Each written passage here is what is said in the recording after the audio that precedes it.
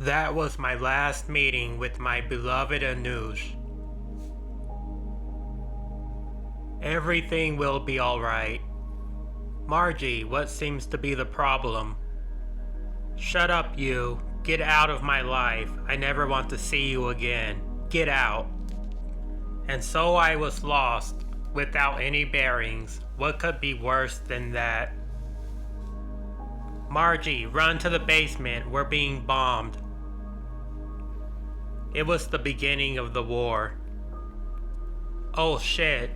They've occupied the US Embassy. Who's they? Who do you think? The fundamentalist students have taken the Americans hostage. Really? They call it a nest of spies. Haha, you'd think it was a James Bond movie. You're not interested? I couldn't care less.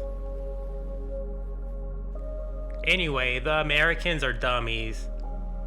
Maybe, but now no one can go to the United States. Why's that? Think about it. No embassy, no visa. So my great dream went up in smoke. I wouldn't be able to go to the United States. Kaveh, they closed the embassy today. I won't be able to come and see you. The dream wasn't the USA, it was seeing my friend Kaveh, who had left to go live in the States a year earlier. And then some days later, the Ministry of Education has decreed that universities will close at the end of the month. Oh no. The education system and what is written in school books at all levels are decadent. Everything needs to be revised to ensure that our children are not led astray from the true path of Islam. Of course. That's why we're closing all the universities for a while. Better to have no students at all than to educate future imperialists. Thus, the universities were closed for 2 years. You'll see, soon they're actually going to force us to wear the veil, and you'll have to trade your car for a camel. God, what a backward policy. A camel? No more university, and I wanted to study chemistry. I wanted to be like Marie Curie. I wanted to be an educated, liberated woman, and if the pursuit of knowledge meant getting cancer, so be it. It's I who discovered the newest radioactive element. And so another dream went up in smoke. Misery, at the age that Marie Curie first went to France to study, I'll probably have 10 children. One night, your mother's car broke down. We have to pick her up. Ebby, Mom! 2 guys, 2 bearded guys, 2 fundamentalist bastards. The bastards, they. Calm down. Darling, calm down. What did they do? Mom! They insulted me. They said that women like me should be pushed up against the wall and fucked, and then thrown in the garbage. And that if I didn't want that to happen, I should wear the veil. Forget about those morons. Let's go home. That incident made my mother sick for several days.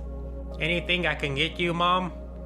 And so, to protect women from the potential rapists, they decreed that wearing the veil was obligatory. Women's hair emanates rays that excite men. That's why women should cover their hair, if in fact it is really more civilized to go without the veil, then animals are more civilized than we are. Incredible, they think all men are perverts. Of course, because they really are perverts. In no time, the way people dressed became an ideological sign. There were 2 kinds of women, the fundamentalist woman, the modern woman. You showed your opposition to the regime by letting a few strands of hair show. There were also 2 sorts of men, the fundamentalist man, beard, shirt hanging out, and the progressive man, shaved with or without mustache, shirt tucked in. Islam is more or less against shaving.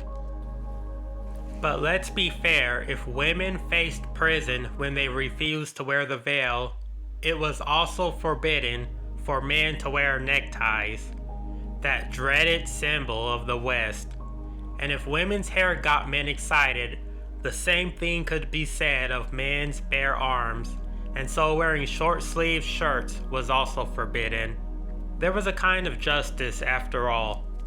It wasn't only the government that changed. Ordinary people changed too. Look at her. Last year she was wearing a miniskirt, showing off her beefy thighs to the whole neighborhood.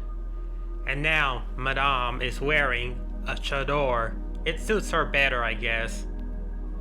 As for her fundamentalist husband, who drank himself into a stupor every night, now he uses mouthwash every time he utters the word alcohol. And their son says he prays every day. If anyone ever asks you what you do during the day, say you pray, you understand? Okay. At first it was a little hard, but I learned to lie quickly. I pray 5 times a day. Me, 10 or 11 times, sometimes 12. In spite of everything, the spirit of the revolution was still in the air. There were some opposition demonstrations. Tomorrow there's going to be a meeting against fundamentalism. I'm coming too. No, it's too dangerous. She's coming too. She should start learning to defend her rights as a woman right now. Since the 1979 revolution, I'd grown older. Well, a year older, and Mom had changed. So I went with them. I passed out flyers. Guns may shoot and knives may carve, but we won't wear your silly scars. When suddenly things got nasty, the scarf or a beating. For the first time in my life, I saw violence with my own eyes. Dad! That was our last demonstration, every man for himself. Things got worse from one day to the next. In September 1980, my parents abruptly planned a vacation. I think they realized that soon such things would no longer be possible. As it happened, they were right, and so we went to Italy and Spain for 3 weeks. It was wonderful. Right before going back, in the hotel room in Madrid, look at this. The TV showed a map of Iran and a black cloud covering the country little by little. What in the world is this? Too bad we don't know Spanish. Maybe they're talking about pollution. You know, Tehran is the 4th most polluted city in the world. It looks like they're talking about the whole country, not just the capital. The next day, my grandmother came to pick us up at the airport. Grandma, I got you a black dress. She looked worried. Everything okay, Mom? Yes. I'm taking this thing off. It's too hot. It's good to be back. There's no place like home. True, but soon there'll be no home. Why do you say that? You haven't heard? Haven't heard what? We're at war. What? They only officially announced it 2 days ago, but really it's been a month. The Iranian fundamentalists tried to stir up their Iraqi Shiite allies against Saddam. He's been waiting for the chance. He's always wanted to invade Iran, and here's the pretext. It's the second Arab invasion. The second invasion in 1,400 years. My blood was boiling. I was ready to defend my country against these Arabs who kept attacking us. I wanted to fight. A few days after our trip, and just before I had to go back to school, I went to my father's office. Type this and make 3 copies. Okay. Help! It was the first time I'd seen fighter jets. Too much, it's our army flying. I don't think so. Those are probably Iraqis. What? Why do you say that? Because they don't look like our F-14s. It was a tough call, but Dad was an engineer. He was the specialist. Iranian or Iraqi, the jets hugged the ground before suddenly zooming up into the sky, right before the mountains on the horizon. Quick, the radio. Here, Dad. Iraqi MiGs have bombed Tehran. No, the bastards. Those assholes. Let's go home now. Your mother must be terrified. Dad, do you remember what you learned during your military service? Are you going to war? Are you going to fight? We have to teach those Iraqis a lesson. What are you talking about? Of course, I'm not going to fight. Why should I fight? How can you say that? The Iraqis have always been our enemies. They want to invade us. And worse, they drive like maniacs. The Arabs never liked the Persians. Everyone knows that. They attacked us 1,400 years ago. They forced their religion on us. Okay, enough of that. The real Islamic invasion has come from our own government. Taji, Mom, Taji, darling, Mom. The Iraqis bombed us. Really, when? Just now? Well, I guess I should dry off. War always takes you by surprise. We have to bomb Baghdad. Take your feet off the table, it's impolite. Bomb Baghdad? You need pilots for that. After the generals blew their chance at a coup d'etat, they were all jailed or executed. What's this about, coup d'etat? Pilots in jail? What pilots? I knew fighter pilots. My friend, Pardisi's father was one. She never told me her father was in prison.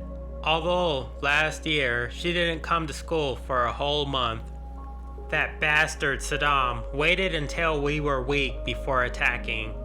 Pardis Intizami's dad is a fighter pilot. He's going to go bomb Baghdad. Intizami? He was one of the condemned. First, he has to get out of prison. I'm going to my room.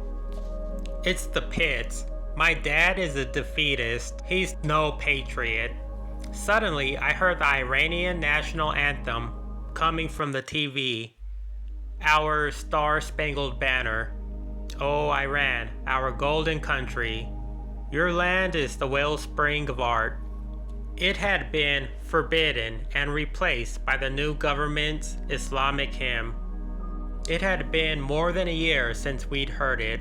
Let the evil thoughts of your enemies be far from you. We were overwhelmed.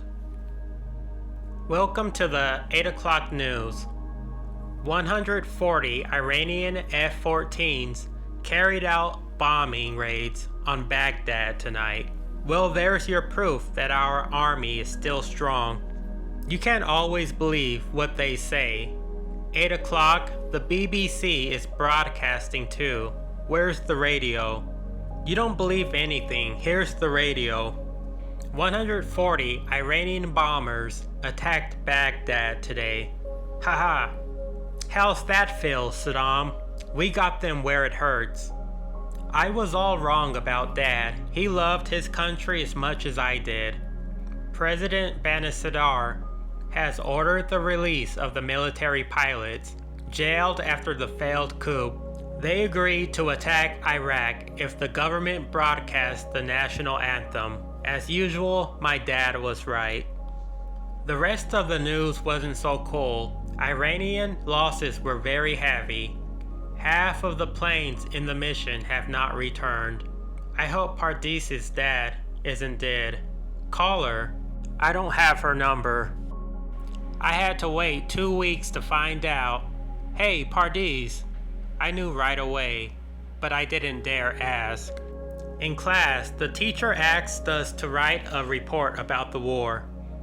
It's a difficult subject, but it concerns us all. Think about it carefully.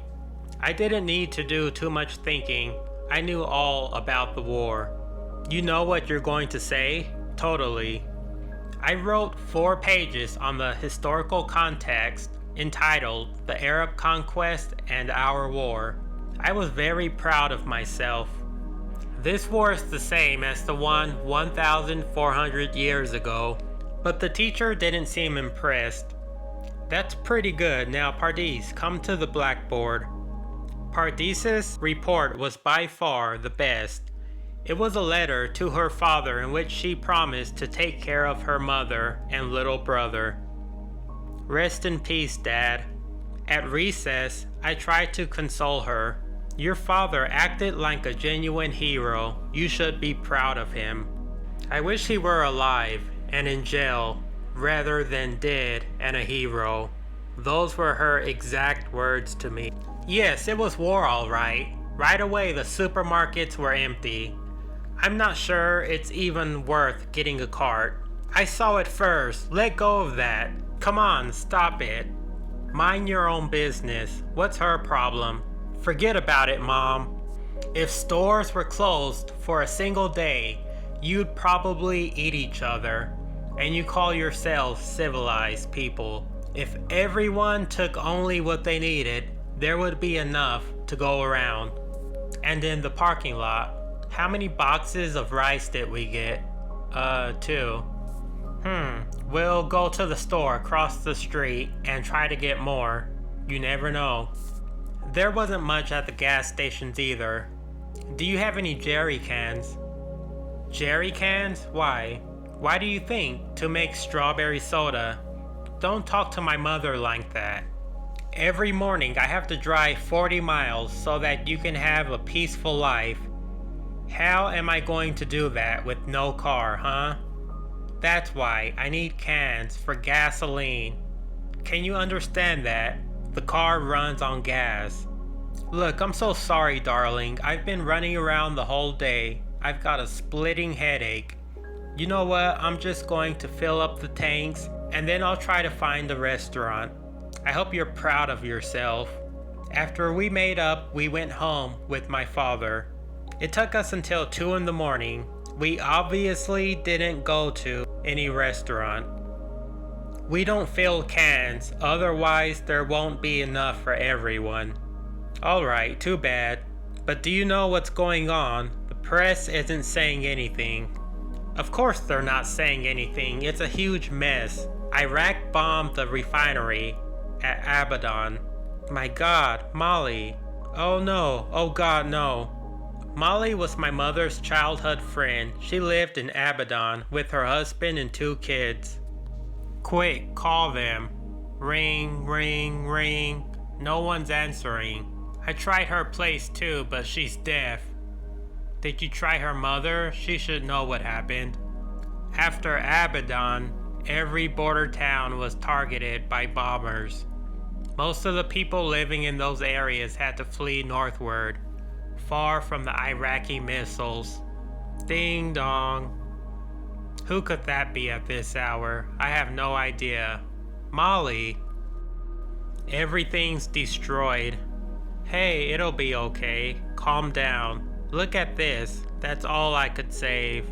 Oh. Come on, boys. I'll fix you some hot chocolate. I don't like it. Me neither. First, we went to my mother's house.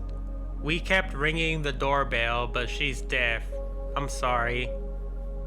No, you did the right thing coming here. That house cost $1 million. $1 million up in smoke. Can you imagine that? My father wasn't so fond of Molly's husband. He thought he was too materialistic. They did have a really nice house. We spent our vacation there a few years earlier. The marble alone cost me $100,000. I see.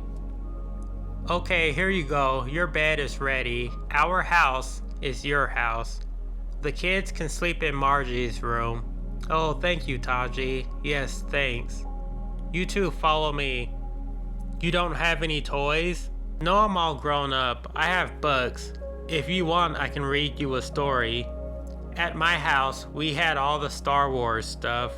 I had a Darth Vader. Lucky you. Do you like Star Wars? I like Princess Layla. Layla?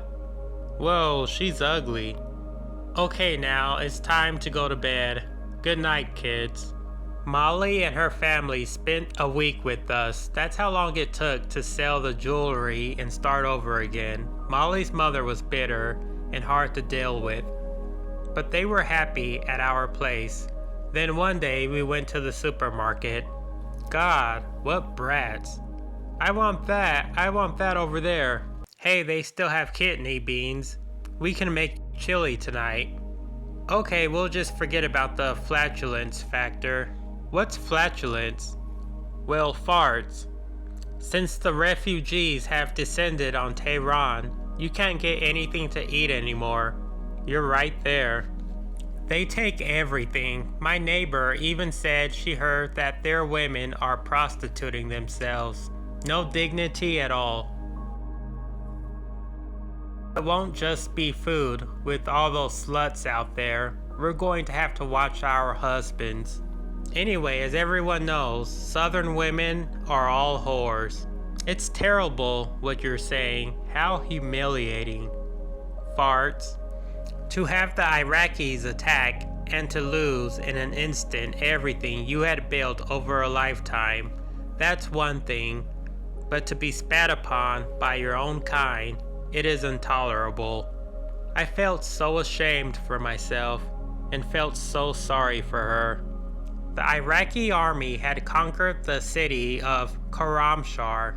Their arms were modern, but where Iraq had quality, we had quantity. Compared to Iraq, Iran had a huge reservoir of potential soldiers.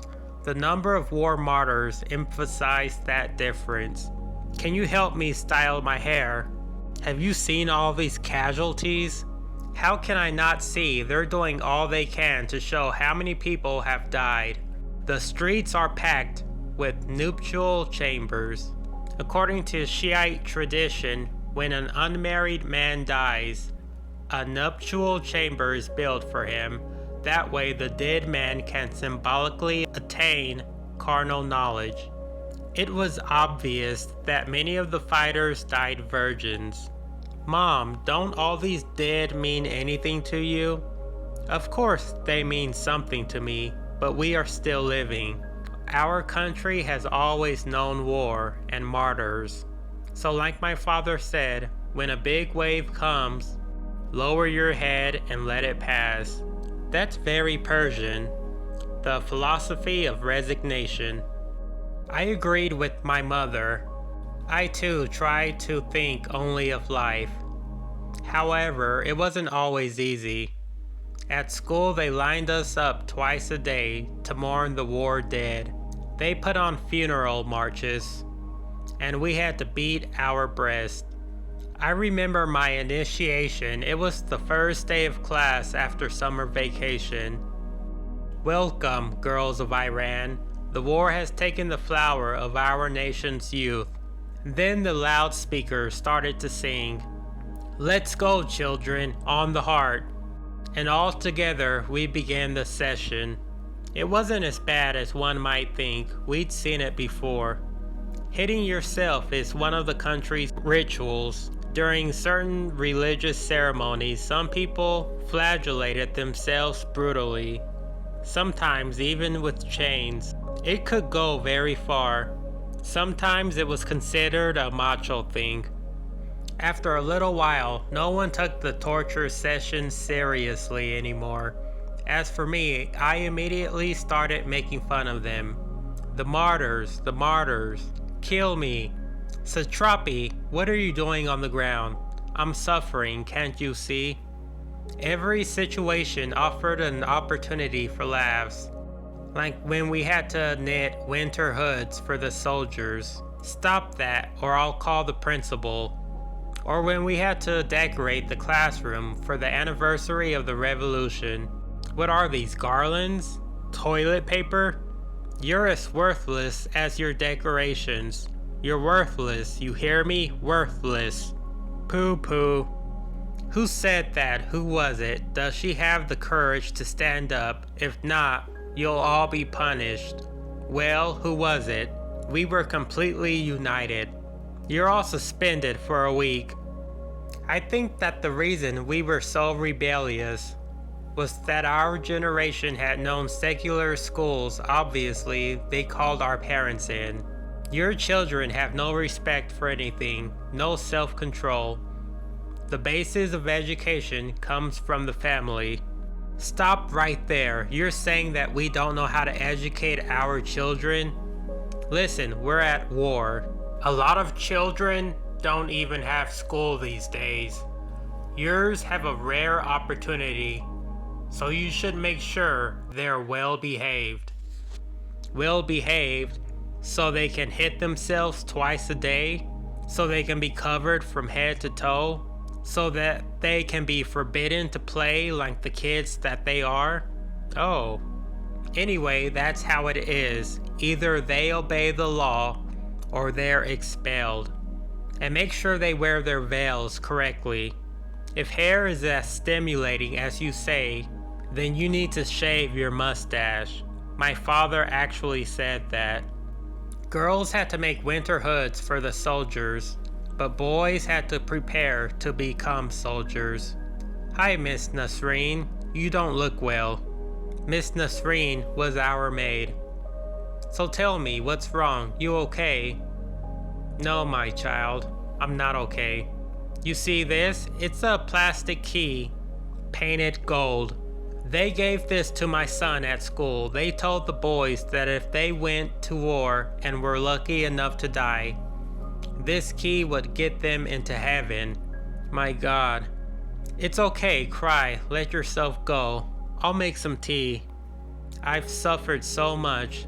I raised my 5 kids with the water of my tears. Now they want to trade this key for my oldest son. All my life, I've been faithful to the religion. If it's come to this, well, I can't believe in anything anymore. And the child, what does he say? They told him that in paradise, there will be plenty of food, women, and houses made of gold and diamonds. Women? Yeah, well, he's 14 years old. That's exciting. Bring him here, I'll talk to him. Well, I'm off to school.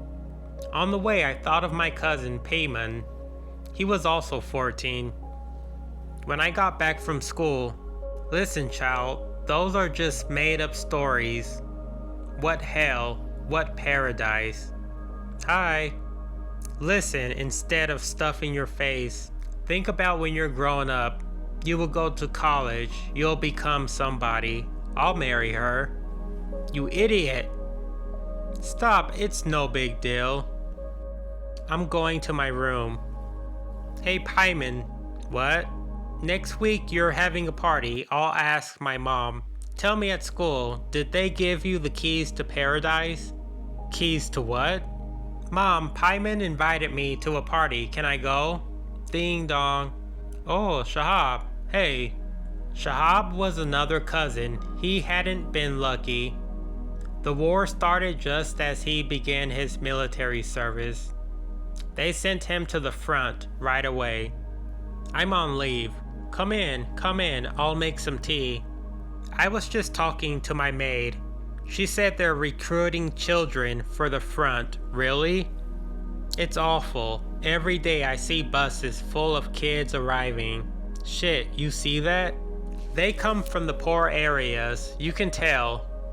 First, they convinced them that the afterlife is even better than Disneyland. Then they put them in a trance with all their songs. It's nuts. They hypnotized them and just tossed them into battle. Absolute carnage. The key to paradise was for poor people. Thousands of young kids promised a better life exploded on the minefields with their keys around their necks. Miss Nasreen's son managed to avoid that fate, but lots of other kids from his neighborhood didn't. Meanwhile, I got to go to my first party. Not only did my mom let me go, she also knitted me a sweater full of holes and made a necklace with chains and nails. Punk rock was in. I was looking sharp.